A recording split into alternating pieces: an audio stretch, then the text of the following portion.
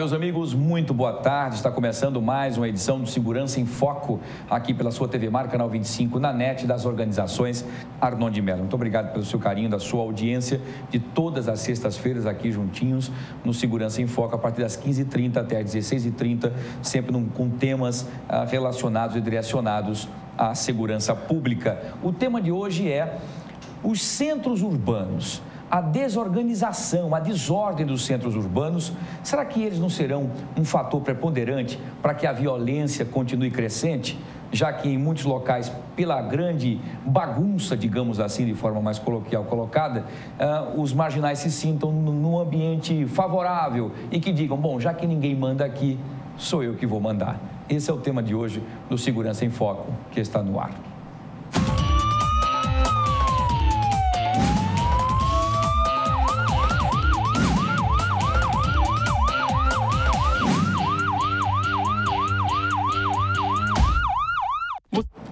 Pois é, no Segurança em Foco de hoje o tema será sobre a questão dos centros urbanos e as desordens que nós vemos, né, que nós inclusive constatamos. Enfim, você que mora em qualquer lugar que você esteja deve estar sabendo do que nós estamos falando. Eu quero agradecer mais uma vez hoje a presença dos nossos convidados. Hoje estamos desfalcados. O nosso querido historiador, Dr. Geraldo Magela, está em viagem internacional, né, até o Uruguai, até para inclusive fazer pesquisas, né, sobre a questão do uso de entorpecentes, né, no que é permitido, do que não é permitido, das causas e consequências, até para que nós possamos debater depois esse tema aqui, já que na semana passada nós debatemos aqui o tema sobre a descriminalização da droga, do porte de drogas, né? Inclusive está sendo debatido no Supremo Tribunal Federal hoje, ontem, hoje, deve se finalizar. A gente espera que da melhor maneira possível. Não sei como é que vai ser isso, mas enfim, nós debatemos isso. Então hoje estamos com o nosso querido Dr. Leonardo de Moraes, advogado criminalista. Mais uma vez, muito obrigado pela presença. Boa tarde. Obrigado mais uma vez. O nosso querido Dr. Flávio Saraiva, não é? Advogado já hoje, está advogado já, inclusive também delegado. Eu não gosto de dizer o aposentado, mas ele já está afastado de suas funções há um certo tempo, mas continua sendo no sangue, nas veias, como um grande delegado atuante, como sempre foi. Prazer tê-lo aqui. Boa tarde. Boa tarde, Wilson. Muito bem. Bom, o tema de hoje, para que os senhores já saibam, então, o tema será sobre a questão da desordem dos centros urbanos. Eu vou começar com o doutor Leonardo de Moraes. O que o senhor acha, então, nessa desordem que nós estamos falando, no sentido da desorganização do crescimento, inclusive, de infraestrutura populacional, da desordem de edificações, uma série de outras coisas que os grandes centros acabam sendo vítimas? Com essa bagunça, com essa falta e ausência, talvez, do Estado em alguns locais, o poder paralelo, a criminalidade, o bandido, ou o pequeno bandido, enfim, ao perceber toda essa desorganização, ele acaba tentando abrir ali um espaço onde ele tenha as suas funções, as suas ações ali garantidas, que é o crime, o tráfico de drogas. O senhor concorda com isso? Boa tarde. Boa tarde. O surgimento da violência urbana é algo muito mais complexo do que se pensa, né? Mas há um ponto em que toda a doutrina e os historiadores falam, e a própria criminologia, de que a origem básica disso tudo foi a forma da construção das grandes cidades. A violência não é só um problema ligado às grandes capitais. As pequenas capitais como a nossa também têm o mesmo problema. Então, a forma do crescimento das cidades seria o fator inicial desses grandes problemas e aglomerações urbanas e, por consequência, a própria violência. Se pensava o seguinte, antigamente, quando, pela própria Revolução Industrial, se iniciou a construção dos grandes centros, né? Então, nas cidades, havia o centro, que seria o local em que se fomentava a economia, né? Se havia as grandes indústrias, né? Os grandes centros, os empregos, ficava sempre localizado no centro da própria cidade. Vizinhos ao centro da cidade começaram a construir as casas das pessoas que dominavam, ou seja, os donos das fábricas, os comerciantes, os industriais e assim por diante. E as pessoas que trabalhavam, que vinham de outros estados, ficavam sem local para morar. Então, teria que procurar uma opção. Perto das fábricas não havia local, tinha que ser um lugar um pouco mais distante. E aí criaram-se as periferias, né?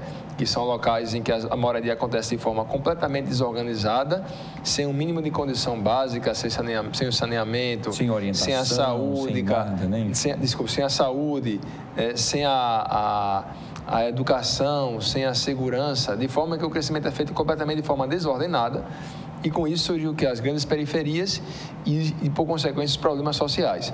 Então, a forma como se constrói as grandes cidades seria o principal fator para isso, porque há uma desigualdade gigantesca social, econômica, cultural, daquelas pessoas que são economicamente mais favorecidas, das pessoas que não são economicamente mais favorecidas. Então, se inicia esse processo de violência urbana pela forma de construção das grandes cidades e pela divisão que existe absurda econômica, cultural, bem como política e social, né? De alguma forma. Seria basicamente a origem.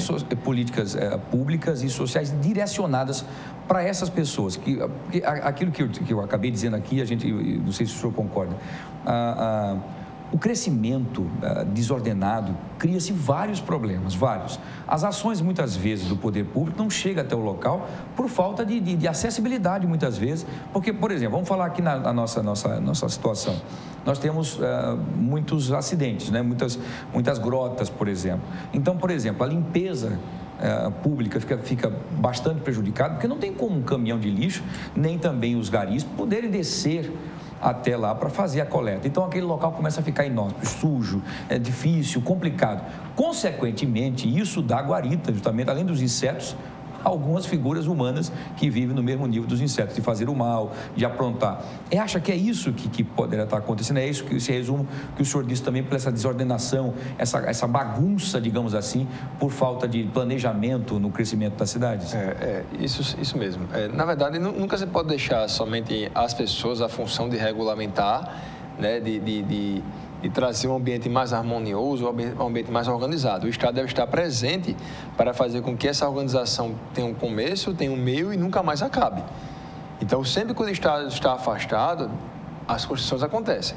Se observa aqui em Maceió, por exemplo, no próprio Dique Estrada, né? Se percebe em várias favelas que são colocadas em locais de risco, sem qualquer saneamento básico.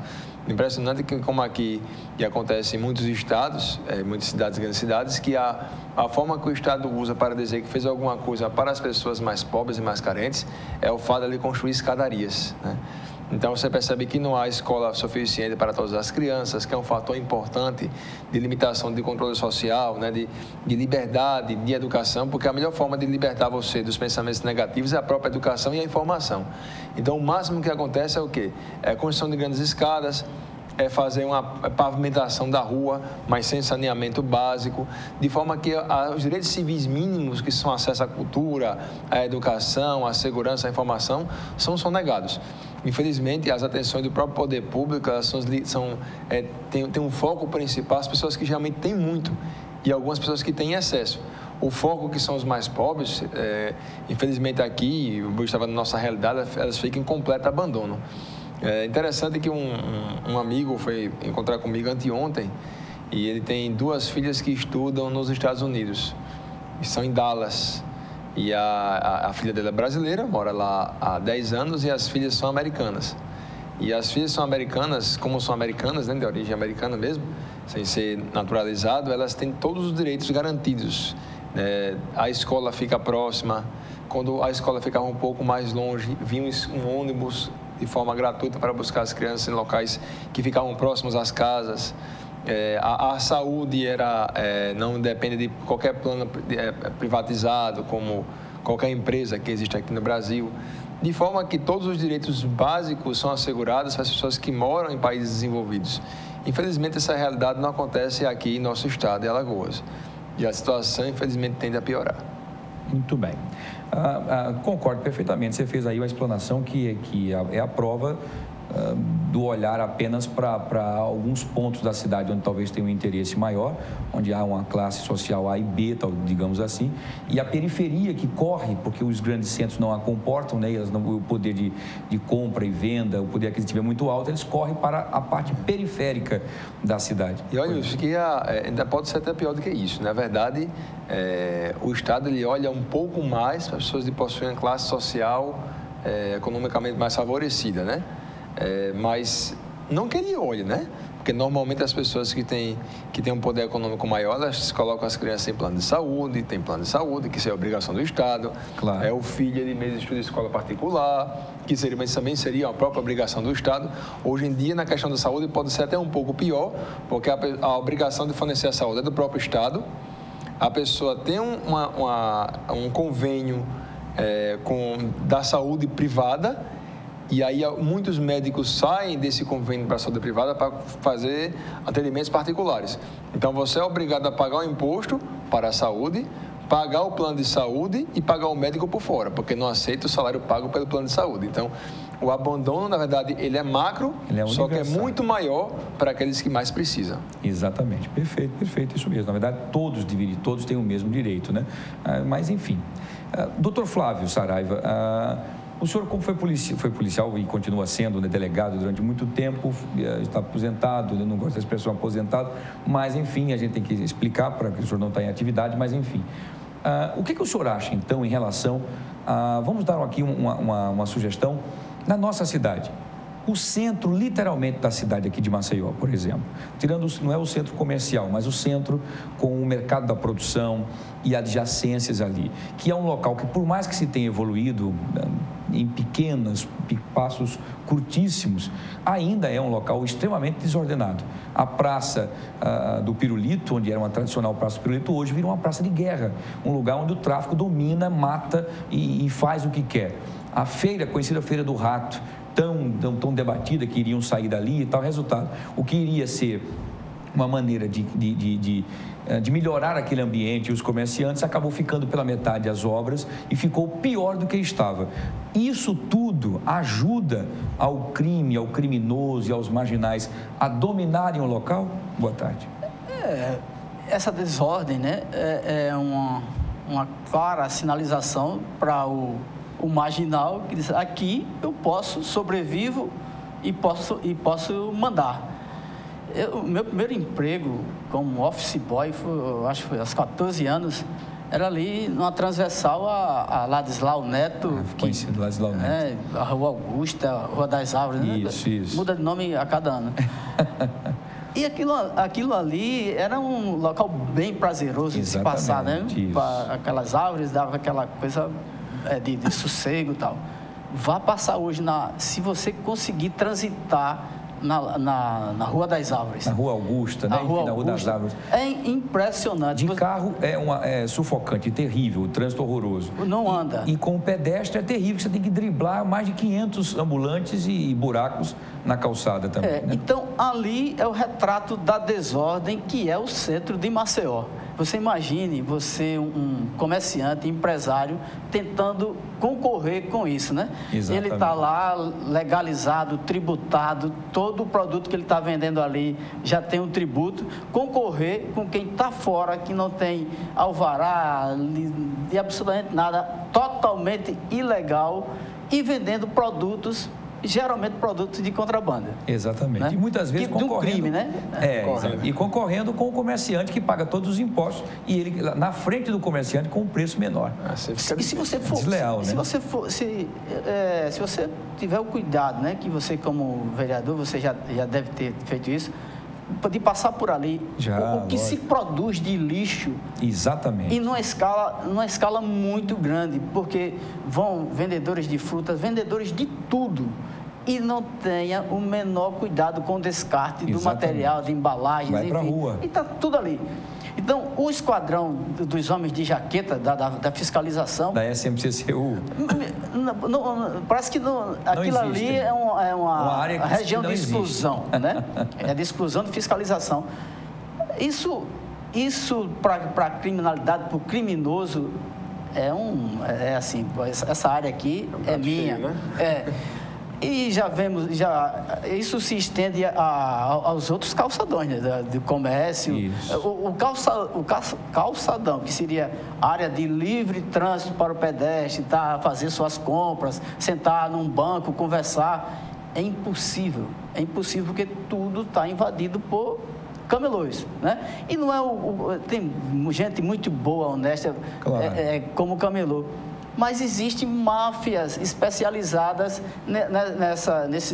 em fornecer esses produtos para essas pessoas, que são os formiguinhas, para vender produtos importados, contrabandeados, e ir lá em festa. Passa a fiscalização, faz aquela a mise-en-scène, finge que fiscaliza. Exato, e o outro faz de cara conta finge que não fiscalizado. tá. E essa desordem generalizada. Outra coisa que também foi citada, algumas pessoas na época em que houve uma liberação em relação aos ambulantes entrarem no centro, lembra com aquela greve dos fiscais da SMCCU, houve uma invasão total e eles ficaram um tempo até que se organizassem e tudo mais. E algumas pessoas me procuraram perguntando, olha, Wilson, poxa vida, olha, tem um risco, porque pela desordem que está sendo colocada aqui com os ambulantes, os bandidos estão fazendo a festa. Porque eles conseguem entrar na loja, roubar, e a gente não consegue buscá-lo mais, porque ele entra no meio dos camelôs, ele se infiltra ali e a gente não consegue buscar. Nem a polícia, estando presente, consegue prendê-lo. Acabou. Então vira um local fantástico para quem quer entrar no mundo do crime. Abrir as portas para a desordem, para a criminalidade, tráfico de drogas, enfim, só não tem ordem. E temos exemplos do que isso, né, facilita, o que isso suscita para as mentes criminosas. Destruíram o prédio da Secretaria da Educação. Um temporal destruiu a metade e o resto foi destruído por saqueadores, né? Exato, por vândalos que entraram, quebraram, roubaram um monte de coisa. O prédio do INSS na Praça dos Palmares... Foi literalmente depenado. Depenados, já não querem, não tem mais nenhuma esquadria, não tem mais nenhum fio, não tem peças de elevador. Estão quebrando o concreto para buscar a ferragem. E isso não se tem providência, né? O prédio, né? Vamos terminar derrubando o prédio mesmo. Aí, para um marginal que diz, se eu posso destruir um prédio, por que eu não posso... Por que eu não posso dominar a área? Isso aqui é meu, é nós, né? É nós, exatamente isso. Olha, o exemplo foi fantástico. O exemplo do edifício Palmares é um exemplo claro de responsabilidade total da União, diga-se de passagem, de deixar, porque nós mostramos, inclusive eu fiz questão no ano passado, começo do ano passado, entre finalzinho de 2013 para 2014, quando eles entraram invadiram o prédio por conta daquela expulsão de um terreno na Santa Lúcia, eu e outros vereadores fomos até lá e muitos não ficaram, mas eu fiquei até o final. E eu subi todos os andares com eles, vendo a situação terrível. E nós víamos ali o tempo inteiro uso de drogas. Claro que a grande maioria são pessoas, coitadas, que não têm um teto e precisam buscando um lugar ao sol. Mas ali está infiltrado também um monte de pessoas que querem aprontar ou se beneficiar com casas que serão dadas, que se aproveitar do local para se amparar na hora que a polícia buscar. Tem gente que se aproveita dessa liderança. Também, sim, né? Claro, lógico. Então, é muito e que a liderança não está lá, inclusive. Não, né? não está. Não vive está no local terrível onde os outros lá vivem. Lá ficam os liderados. Só vai na hora para dizer, atenção, vamos resistir, vamos cobrar, vamos tocar pneu, fogo no pneu, vamos lá, mas não está no momento, não está vivendo o sofrimento daquelas pessoas. Enfim, uma coisa interessante. Quando existe uma tragédia, aí, por que foi isso, por que aconteceu e tal. E isso ocorre na Venezuela, tem a famosa Torre de Davi, né? Exatamente. Torre de Davi, que é a maior favela vertical do mundo. E lá tem tragédias, crianças morrem, caem da escadaria. Exatamente. Aí vamos esperar que isso fique ocorrendo aqui também, nesses prédios verticais, ocupados de forma desordenada. Porque quando é um, dois que morrem, parece que não conta, né? Não conta, não dá manchete. Mas no momento que tiver uma coisa ali... Trágica mesmo. Trágica, né? que gere um número assustador. Infelizmente, aconteceu uma morte. Um garoto de 11 anos acabou caindo do 7º andar. Eu estive com os pais dele lá, inclusive, quando eles estavam no edifício Palmares. Eles estavam encostados, mas não é bem no edifício Palmares. Ele caiu no edifício Humberto Santa Cruz, né? Que agora já está com ação de despejo desde o último dia 1º, né? E as lideranças estão dizendo que não, se vamos torcer que a justiça dê um prazo até que as casas sejam entregues em dezembro, que as casas que foram colocadas, mais de 3 mil casas no Parque dos Caetés, né, dados pela Prefeitura, mas que a Prefeitura estão prontas as casas. Aí falam, mas por que não entrega? Porque a Prefeitura, eu concordo nesse ponto com a Prefeitura, porque não quer entregar pela metade, ela quer entregar pronta com a escola, com a creche, com o posto de saúde, porque senão você não consegue, depois que todo mundo estiver morando, fica inviável você construir, fica inviável você conseguir dar um melhoramento, não tem como, então é melhor que você faça com tudo. Então ainda tem esgotamento sanitário sendo feito, então é muito complicado mesmo. Mas enfim, vamos falar aqui da situação como Bogotá, por exemplo, que deu aí um exemplo de cidadania, de respeito e de visão direcionada especificamente para essas áreas mais vulneráveis, que são as favelas, que são as grotas, os morros, não é? É o que nós temos aqui. Isso seria uma solução, digamos assim, de tentar fazer com que essas pessoas se sentissem respeitadas e a criminalidade, que lá foi quase a zero, pudesse diminuir, já por achar assim, opa, o Estado está dando a oportunidade aqui, a população já não respeita mais o crime, respeita... Mas foi a forma como o Estado resolveu combater o narcotráfico. Se ele não tinha acesso, né, como chegar o Estado lá? Primeiro foram criados os acessos, as vias foram abertas, teleféricos, o Estado conseguiu chegar lá, até, né? Nas favelas de Bogotá. Isso foi uma forma de combater a criminalidade, né? De chegar ao Estado. Aí quem chega ao Estado, primeiro ente do Estado, a polícia, né? Para depois chegar o resto. E isso foi uma experiência exitosa, que está aqui, as UPPs, né? As favelas do Rio estão sendo pavimentadas, né? O Morro da Dona Marta é um sucesso, Rocinha, né? Então, isso é uma coisa copiada que deve ser feita. Aqui, quando o professor Leonardo fala que se constrói escadarias e tal, é uma forma de acesso, doutor Leonardo. E isso foi feito, o primeiro que fez isso foi o saudoso prefeito Bandeira, né? Zé Bandeira. José Bandeira, exatamente. Que a favela não tinha absolutamente nada. Descia quase como aquele escorrega, né? A escadaria era o que as águas cavavam, né? Enfim. O Cícero Almeida também fez um bom trabalho na periferia. Sim, são acessos físicos que levam acesso, o cidadão a ter acesso à cidadania. E assim facilita as ações de segurança. Quando facilita a ação de segurança do Estado, dificulta a ação do criminoso. E assim, sucessivamente, é uma luta, né?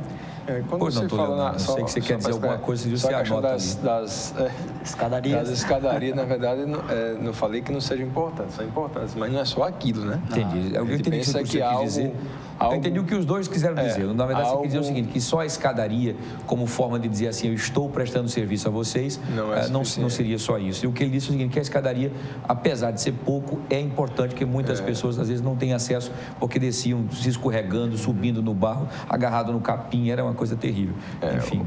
O pressuposto básico é que você consiga sair da sua casa, né? É verdade. E na época de chuva, pior ainda. Né? E o transporte, o caminho é importante, mas o problema é que muitas vezes o poder público ele pensa que é somente isso, né? E esquece do resto, né? Por isso que eu digo, a questão da educação é o que liberta as pessoas. A informação liberta você, faz você viajar e faz você crescer como pessoa e também profissionalmente. Em relação a essa questão da invasão pelo próprio Estado, em morros, em periferias, em qualquer lugar, porque há crimes em todo canto e todas as pessoas cometem crimes. Eu cometo, e você, qualquer pessoa comete crime, né? Mas eu penso muito o seguinte, se essa questão dessa livre opção de cometer crimes ou não, para mim é uma questão muito maior. A gente, quando diz que se comete o crime por livre opção, para mim você vai para um reducionismo tão grande porque você esquece que há todo mundo em sua volta, né? É verdade. O mínimo que se pensa é o seguinte, né? Pensar o mundo segundo a nossa própria ótica. Mas sim observar se aquela pessoa que praticou um crime, se ela teve condições mínimas ou parecidas com a minha, para que ela tivesse poder de optar ou não entre a prática ou a não prática de um crime. E o que se pensou basicamente, né? Se por acaso alguém, ele cresce em um local em que a mãe, ela trabalha o dia inteiro e para ter alimentação para a sua própria família. Ela passa o dia todo ausente, não tem tempo para cuidar do seu filho. Exatamente. A região em que ela mora, a região que existem algumas pessoas que são criminosas contumazes, que vivem do crime. Está vulnerável ali, na verdade, né? É um ambiente bastante difícil. Tanto em relação a tráfico, tanto em relação a crimes de violência. Crimes sexuais. Como grave ameaça, roubo sexual, assim por diante. Então, essa criança que tem, por exemplo, 4 anos, vai viver o dia inteiro com essas pessoas, porque a sua mãe ausente só chega tarde da noite em casa, cansada, ante o seu poder econômico baixo e a quantidade de pessoas que dependem dela, do seu trabalho, para que consigam se alimentar.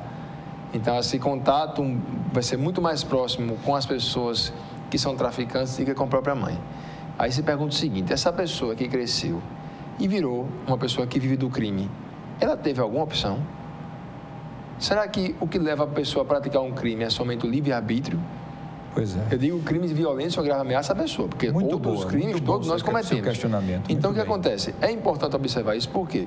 Porque existe um lado daqueles que realmente têm a opção, que tem todo o conforto da vida e mesmo assim direciona a sua vida para cometer crimes. Nesse, a punição poderia ser exemplar. E outras pessoas que não tiverem sequer essa opção, viveram no mundo do crime, porque foi a única opção que a vida lhe mostrou. No ambiente que enquanto ele vivia, a sua mãe se vivia afastada da sua vida, porque tinha que ter o pão de cada dia, o Estado sempre se manteve ausente. Exatamente. Essa segunda pessoa, o primeiro exemplo que eu dei, essa pessoa não tem opção. Então, não há livre-arbítrio. Então, é interessante que o próprio poder público, inclusive no julgamento dos processos, ele não só observe o ato que a pessoa praticou.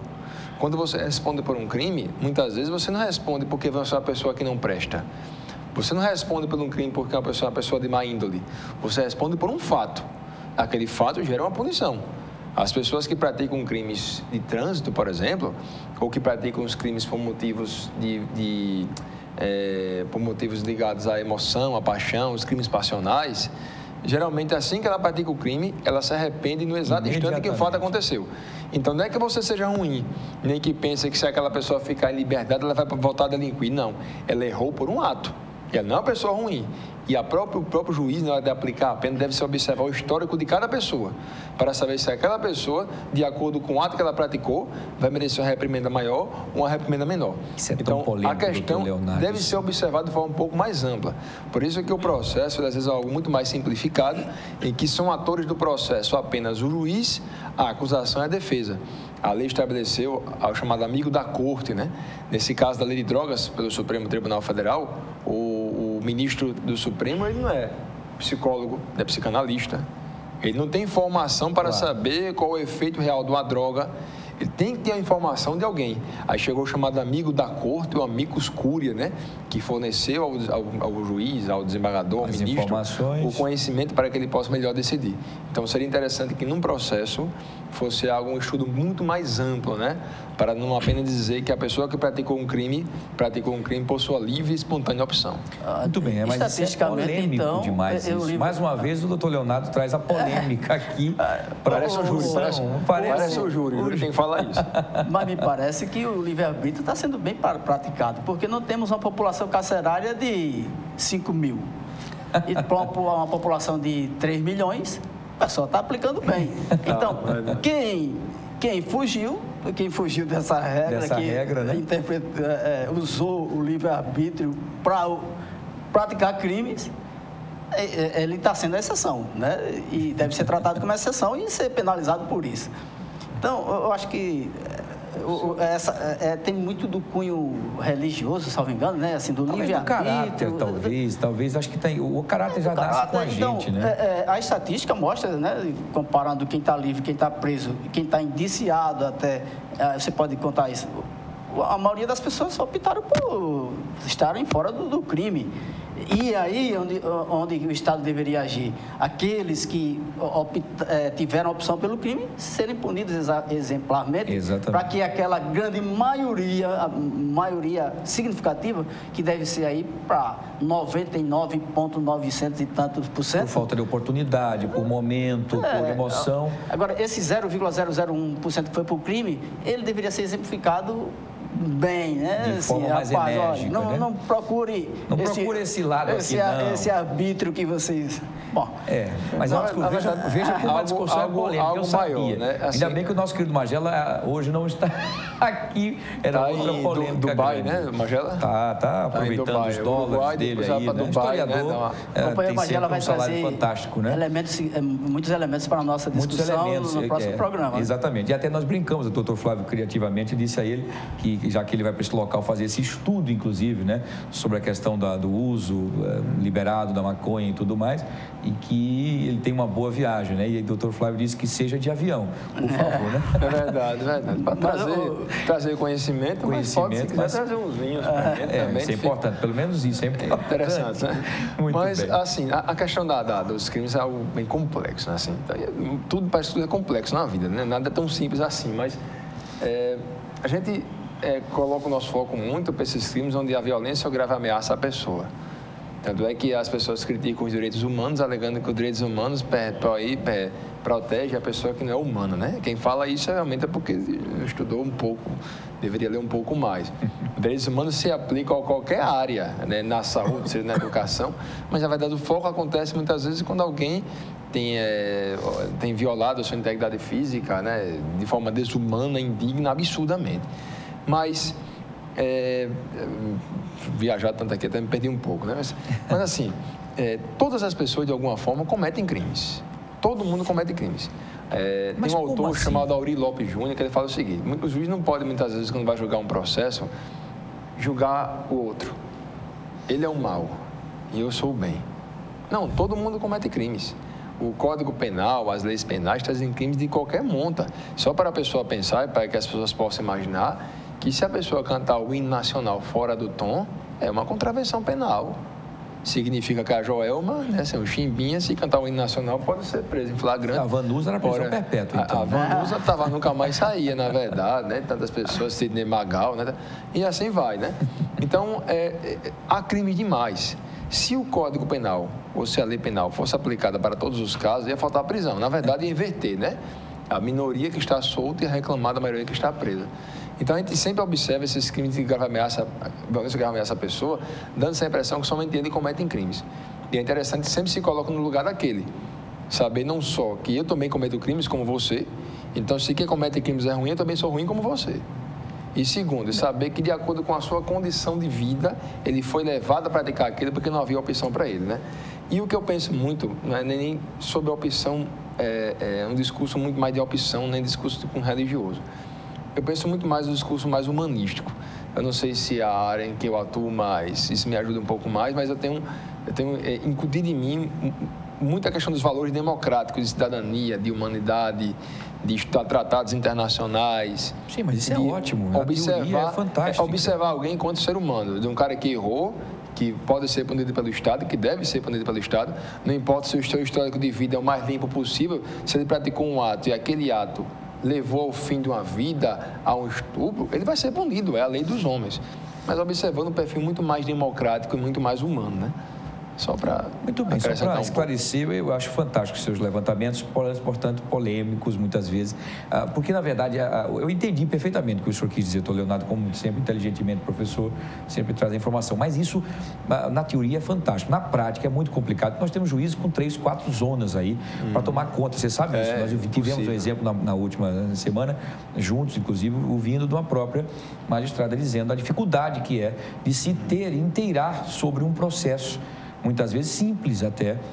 Então, fica praticamente o pré-julgamento naquele momento ali em que ela recebe as informações naquele local. Então, às vezes, uma pessoa que, por exemplo, por uma fúria, matou a mulher porque descobriu que ela estava traindo, esse momento, será que a família dessa mulher também vai aceitar? Mas ele foi um momento, veja como cria-se uma situação bastante complexa. Isso é um outro assunto, uma polêmica grande que Vossa Excelência traz aqui. Um tema interessante seria os crimes passionais. Os crimes passionais, é verdade. Mas eu quero inflamar mais um pouquinho o seguinte, nós estamos falando dos centros urbanos desordenados, sujos, né? Escuros, enfim, com uma série de problemas, a ausência do Estado e de serviços, os ambulantes sujando, lixo e tudo mais. Porém, nós estamos vivendo atipicamente, em nossa belíssima orla de Maceió, na Pajuçara, crimes também. Já é o 4º crime que aqui ocorre na Pajuçara, com tiros, que pessoas são mortas na orla de Maceió. Uma orla frequentada pela classe abastada, né, digamos assim, né, abastada na questão financeira, de empregos e tudo mais. O que seria isso, doutor Flávio? Eu vou direcionar para o senhor. É a falta de segurança ou aí isso não derrubaria essa história do local ser desordenado, sujo, já que lá é tudo iluminado, tudo bonito e mesmo assim... Mas a desordem está lá. A desordem está lá. É impossível você estacionar um veículo sem ser abordado por uma pessoa que você não conhece e do qual vai praticamente lhe extorquir, né? Exato. O senhor paga antecipado. Se não, enfim, não me responsabilize pelo seu carro. É uma abordagem violenta, ameaçadora. E o Estado está onde para proibir isso? Ali, naqueles canteiros iluminados da Ponta Verde, é uma verdadeira área de tráfico de drogas. Você pode ver lá, está o traficante lá de crack fazendo isso. E aí o Estado toma uma posição que é uma rendição. Traficante de classe média, né? Classe média, não, aí eu tenho assim, o pessoal diz assim, o de classe média que está no apartamento lá, não sei o quê, mas tem lá os traficantes, de fato, eles estão lá com as pochetezinhas vendendo.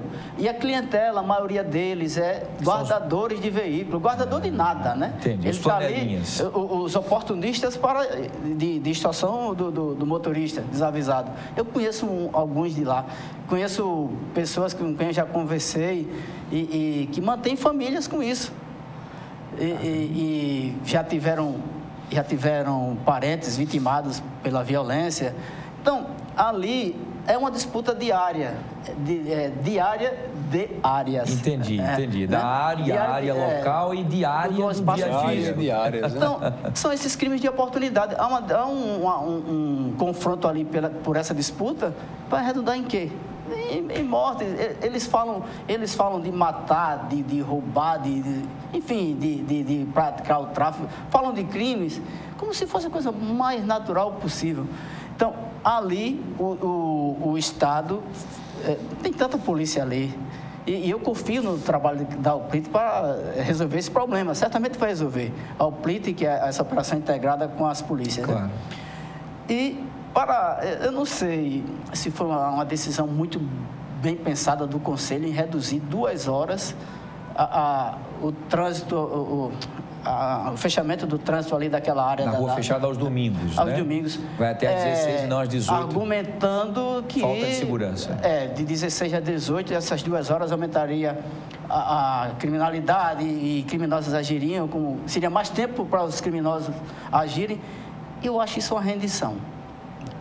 É uma rendição que não poderia ser documentada pelo Estado. Eu acho é uma oportunidade aí que os gestores da segurança pública têm, é um desafio. Eu acho que eu, como cidadão, colocaria para os gestores da segurança pública. Volta até às 18 horas, esse espaço aqui não pode ser invadido por delinquentes. O Estado tem condições de resolver isso. Não pode se render. E declarar essa rendição oficialmente. Exatamente. Aí onde está a desordem, prosperou. O crime prosperou. Ganhou, então, mas ganhou essa quebra de braço com o Estado, não é isso? Aí a gente tem o Estado, a Secretaria de Defesa Social, os componentes do Conselho de Segurança Pública têm dado demonstrações de que já tiveram demandas piores, de difícil gestão, e resolveram. Por que não uma demanda simples dessa, que é você identificar algumas gangues de jovens e resolver esse problema?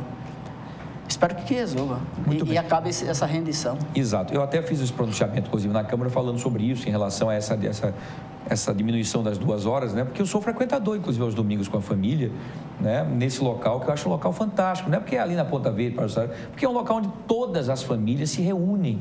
A gente senta num gramado, na cadeira ali, né? Conversa, bate papo. Tem pessoas que fazem piquenique. Ver a banda tocar, ver a banda da Polícia Militar, que é uma coisa fantástica. Quer dizer, a polícia está presente ali no meio da sociedade, levando a coisa boa, a música, não é? Os artistas, levando alegria e todo mundo se divertindo, os idosos, os jovens, as crianças ficam livres para bicicletas e tal, tudo mais. Enfim, porém, o que eu soube, pelo menos, é que o Conselho de Segurança foi procurado por um Conselho da Orla, que também existe um comitê da Orla também que existe, se reuniram com o Conselho de Segurança. Esse Conselho da Orla me parece que também tem algumas pessoas proprietários de bares e restaurantes que diziam que depois das 16 horas aquilo virava um samba do crioulo doido, virava uma onda terrível, eram jovens menores bebendo, não é?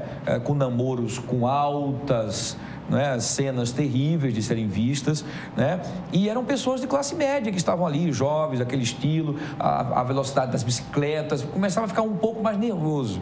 E por conta disso, me parece que eles entraram num consenso e ainda em fase experimental, né, disseram que aí vai ficar aberta só até às 16, das 8 da manhã até às 16 horas, e sentir esse movimento. Claro que se houver um clamor maior da população querendo que se estenda, como sempre foi, até às 18, a Prefeitura disse que não há problema nenhum de se voltar. Porém, eu concordo com o senhor disse perfeitamente. Era para dizer assim, onde é que está o problema? É vandalismo? É bagunça? É jovens menores bebendo? Vamos coibir. vamos prender. Quem é que está vendendo bebida a ele? Foi o bar que vendeu?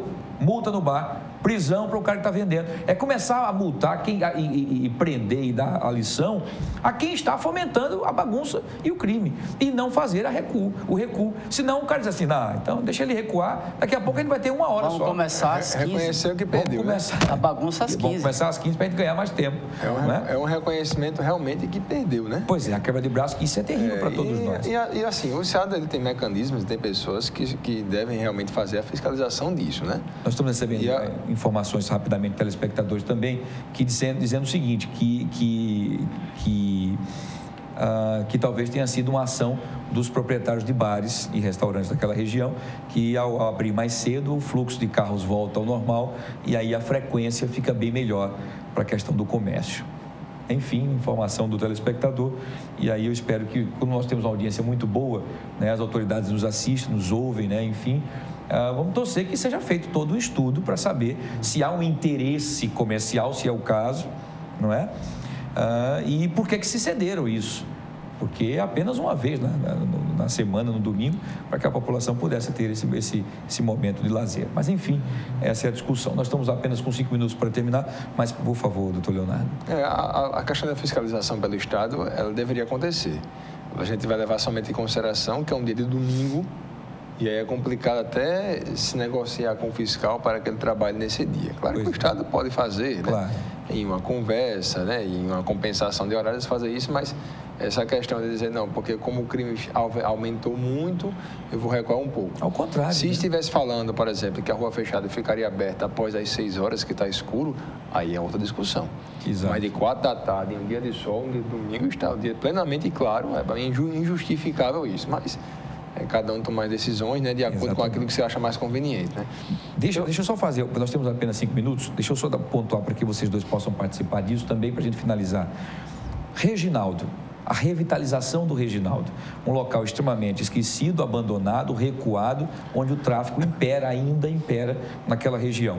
Com essa nova tomada de rumo, vai passar uma rua no Reginaldo, novos apartamentos, aquelas casinhas espremidinhas vão sair, quer dizer, vai haver uma revitalização naquele local. Vocês acham que isso diminuirá a movimentação do tráfico, como hoje acontece, doutor Leonardo? Aconteceria sim, uma primeira medida deve ser uma medida muito boa, né? É ótimo que se pense em revitalizar uma região em que sempre foi abandonada, mas tem um problema, né? Revitalizar significa dar estrutura, significa pensar no hoje, se pensar no amanhã, ou revitalizar somente colocar praças, colocar plantas, né, pintar a calçada eventualmente, asfaltar. Se for só isso, a gente vai estar somente tornando o lugar um pouco mais bonito, mais agradável, porém com o mesmo perigo de outrora. O que eu penso é o seguinte, se por acaso o Estado ele prende várias pessoas e o crime não deixa de acontecer, alguma coisa está acontecendo. Estamos enxugando o gelo. Se prende 100, aparece mais 100 semana que vem, qual o caminho, então, que eu acho que seria o caminho ideal? Primeira coisa, neutralizar aqueles que já se encontram prontos, isso é interessante, através da prisão ou em haver necessidade de se prender, e através de um processo criminal. E o segundo ponto seria trabalhar com as pessoas que estão lá, que só querem trabalhar e viver a vida do seu trabalho honesto, e pensar, sobretudo, nas crianças. Qual é a forma melhor de afastar a criança do tráfico? É que a criança estude em tempo integral. A escola, né, em tempo integral é algo obrigatório. Hoje em dia, com uma crise econômica absurda, né, gigantesca, ninguém imaginou que a crise seria tão alta assim, tão grande assim, mas se pensar nas crianças, vai estar enxugando o gelo. Então, essa estrutura deve ser um pouco mais ampla, oferecendo educação, saneamento básico, que são condições mínimas para que a pessoa tenha, então, realmente a opção de trabalhar em ramo A, ramo B e sair do mundo do crime e dos crimes com violência ou grave ameaça à pessoa. Hoje eu sinto o seguinte, sabe, que a gente vive uma crise muito grande em relação a uma postura mais ética, né? Eu tenho alguns amigos, a gente sempre discute muito isso, de que a mesma pessoa que exige que as pessoas não cometam crimes, ela tem um tratamento completamente diferente em relação à sua própria postura. A regra de convivência mínima, há regras mínimas de civilidade. Não que se possa comparar, mas para se mostrar que as pessoas que realmente reclamam de algum comportamento desviado são pessoas que praticam comportamentos não tão graves quanto aquele, mas também que têm os seus próprios erros. Que seria, por exemplo, a própria tortura, é um colega que tem um cargo X, que vai no lugar dando carteirada, diz, não, a carteirada ele vai por opção, não é por opção não, ele tem medo de represália. É verdade. Entendeu? É a carteirada que é aplicada, são as pessoas que param o carro em cima de faixa de pedestre, que passam para o carro em cima do local em que era para idoso. Quer dizer, as pessoas não obedecem regras mínimas de civilidade, né? Isso é importante. E depois de alguma forma, né? Há uma relação simbiótica disso com o crime. Muito bem, perfeito. Doutor Flávio, o que o senhor tem a dizer sobre a questão do Reginaldo? Eu espero que isso seja verdade, que vem o dinheiro, que já existe a vontade política de se resolver isso, porque me parece que isso é um sonho alimentado há décadas, né? Mais de 15 anos. Que seria a grande solução viária para Maceió, né? Daria dignidade àquela população ali, porque quando você sai da Praça Bonfim e entra para o Reginaldo, é outro mundo. Na Rua Diego Júnior, aquela principal chegando até lá. É outro mundo, é um de respeito ao cidadão. Parece que a gente está entrando num município, já percebeu isso? O senhor tem essa sensação? Você entra ali, você está no asfalto ali, aquele viaduto apertadinho que vai da igreja a lugar nenhum, enfim, aquela coisa toda, você vai ali e você, de repente, você entra para o Reginaldo. E ao entrar para o Reginaldo, parece que você está indo para uma outra cidade. Né? Vocês já perceberam isso? Não é estranho isso? Já entrei ali trabalhando como policial. Claro. Não, eu já fui lá outras vezes, enfim, mas a gente fica... E ali é privilegiadíssimo para o tráfico, porque você, ao entrar naquele local, há uma parte alta onde eles se fixam ponto ali, de observação. Eles percebem tudo que acontece do começo da entrada e da saída das pessoas. Eu já contei algumas vezes aqui sobre uma criança que era acusada de homicídios lá, acusada não, que ele não tinha responsabilidade nenhuma, era menor de 12 anos, e era um dos grandes matadores de Reginaldo. Você imagina? Deus do céu. Eu vi esse menino na central de polícia no colo da mãe. Eu não sei se quem acusava estava errado, mas o fato é que a esse menino eram atribuídos vários homicídios. Meu Deus do céu. Aquilo ali dentro de Maceió, né? Aí o desordenamento urbano, né? Essa falta de estrutura de cidadania. Eu acho que é um desordenamento geral, social, urbano, tudo, né? Político, uma série de outras coisas. Ali seria um grande exemplo de como não deixar ocorrer, né? Como não deixar um aglomerado urbano se destruir, né? Como é o Reginaldo. De frente para um córrego, né? Se multiplica aí doenças. A gente vê muito isso no período da propaganda política, né? Que alguém vai lá e mostra os detalhes todos, os problemas e tal. O dia a dia do jornalismo é mais ascético, né? Na propaganda não vai política. Muito, né? Boa, eu gostei. Essa é importante, que pudesse mostrar isso, independente de campanhas, mas que pudesse mostrar isso no dia a dia, para que as pessoas pudessem entender e até acordar, de repente, as autoridades e dizer, poxa vida, eu lembro disso. Quando você sobe ali, passa pela SMCCU, né? Isso. Logo ali, depois tem um grande trevo viário que você passa e tem uma bifurcaçãozinha em frente a um grande depósito. Sei, exatamente. Eu fiquei espantado com a quantidade de lixo que tinha nesse trevo nessa aqui. bifurcaçãozinha ali, não é? Por ali passa todo mundo de Maceió. E ninguém vê isso. E ninguém vê. Absurdo, bem lembrado isso. Nossa, eu já tinha feito essa observação. Erro de quem não coleta e, sobretudo, daquele que deposita o lixo ali. Exato. E a SMCCU... Regra mínima de civilidade. E a SMCCU, que é um órgão, não é de lixo, mas é um órgão de convívio urbano. Que, ao ver aquilo, poderia rapidamente ligar para o secretário da SLUM, não é? E dizer, amigão, o lixo está ali. Enfim. Vamos aguardar que tudo isso um dia a gente consiga estar debatendo isso aqui e aplaudindo. É o que a gente espera. Vamos ser otimistas, né? Então, senão a gente, como diz algumas vezes o doutor Leonardo, eu realmente já não espero mais nada disso. Mas são momentos, né, doutor Leonardo? Tem momentos que eu sei que é bastante conflitante. E a gente fica, às vezes, desesperançoso, mas não podemos perder a esperança jamais. Lógico que eu entendi o que você quis dizer naquela época, para dar uma sacolejada, para acordar as pessoas em relação aos problemas que nós estamos vivendo. Mais uma vez, quero agradecer a sua presença, o nosso queridíssimo Leonardo de Moraes, advogado criminalista, pela participação. Muito obrigado, até a próxima. Certo, obrigado, bom fim de semana a todos. A vocês também. Doutor Flávio Saraiva, mais uma vez, muito obrigado, advogado, delegado de polícia, não é? Afastado das funções por tempo de serviço, né? Por não dizer aposentado. Maratonista, né? Exatamente, maratonista também, né? Um atleta grande aí, muito bem. Então, obrigado pela sua presença, boa tarde. Eu que agradeço, mesmo pontuando esses problemas, eu sou um otimista incorrigível. Acredito ainda, acredito no Estado, acredito no município, acredito nas pessoas. Espero que eu continue sendo assim. É verdade, vamos ter que ser, senão nós estamos perdidos. A você, telespectador, muito obrigado pelo carinho, muito obrigado pela sua audiência. E a gente volta a se encontrar na próxima sexta-feira, a partir das 15h30, aqui com mais um Segurança em Foco. Muito obrigado a todos, um bom final de semana, com muita paz, muita tranquilidade e até lá.